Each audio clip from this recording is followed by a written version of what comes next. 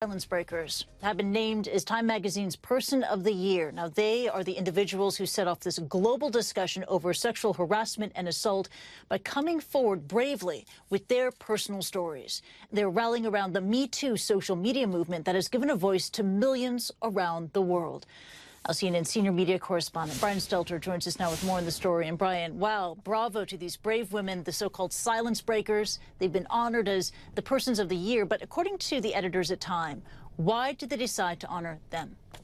Because this reckoning that's happening both in the United States and in other countries seems to have come on very quickly and seems to have provoked real social change. The editors point out this has been simmering for a long time, and that is definitely true. But we have seen, as you and I have described before, a tipping point in the past 2 months, starting with the Harvey Weinstein scandal, leading to revelations about abuse of power by other powerful men in other industries, and this shows no signs of slowing down. If anything, this phenomenon is speeding up. Today, for example, there's going to be legislation on Capitol Hill with regards to some of these issues around arbitration of contracts. We are seeing action every day on these fronts, trying to stem abuse of power and sexual harassment. So it's a logical choice, I think, by Time Magazine. Yeah, absolutely. And we knew that the hashtag #MeToo was on the Time Magazine shortlist. But, you know, why do you think the Time editors went with the silence breakers as opposed to the hashtag movement? Yeah, I think it is useful to what they're trying to do here, reframing the conversation a little bit. I've used the term tipping point a lot, or Weinstein effect. We've seen the Me Too hashtag trend all around the world as women and men have shared their stories with that hashtag. I think by framing it around silence and breaking the silence, they're trying to identify what was so unique about what happened starting 2 months ago with Weinstein and then with other stories as well, that these women who had accounts in some cases dating back decades, like Ashley Judd, who's on the cover. Ashley Judd had been harassed by Harvey Weinstein decades earlier, felt she could not come forward, but something changed in the wake of maybe the Access Hollywood tape and Donald Trump, in the wake of Gretchen Carlson's lawsuit against Fox News boss Roger Ailes. Something was different this year. She was able to break the silence. And because it wasn't just one person, but dozens of women coming forward against Harvey Weinstein and other powerful men, there has been this tipping point. So I think that's what Time is trying to do here, reframing it a little bit, saying these issues have been cloaked in silence for too long, and now the silence is being broken.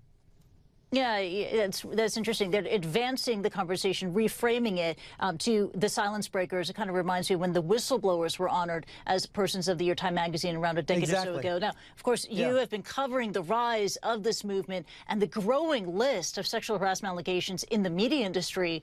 A number of powerful men have fallen, you know, from Harvey Weinstein, you mentioned him just now, Matt Lauer, Charlie Rose. Is there going to be change, and when? It's really interesting, the timing for the Time Person of the Year cover, because we're seeing actually developments on that front today. There are a group of women who accused Mark Halperin of harassment in October. Some of those women then started talking amongst each other, having conference calls, meeting up in person, reaching out to other women who had accused other powerful men of harassment. And so they've organized a coalition announced today called Press Forward. They are trying to advance the cause of systemic change in newsrooms so that women are not abused and harassed in workplaces like NBC or ABC or other networks. So that's one example, I think, of what we're seeing as concrete change. These women announcing a coalition, a support network of sorts for victims of harassment. And if we see that in many other industries, which we are seeing, and in Hollywood, for example, on Capitol Hill, wherever there's power, wherever there's a power center, we're seeing these stories of harassment and abuse, but we are also seeing victims start to organize. And I have a feeling that's actually going to be a big story in the coming year. If 2017 was this moment where the silence breakers came forward, 2018 is going to be about trying to have systemic change as a result of all these individual stories. Yeah, absolutely. How do you create that safe workplace, a society free of harassment? Brian Stelter, thank you so much for that. Thanks. Take care. We'll talk again soon. Thanks.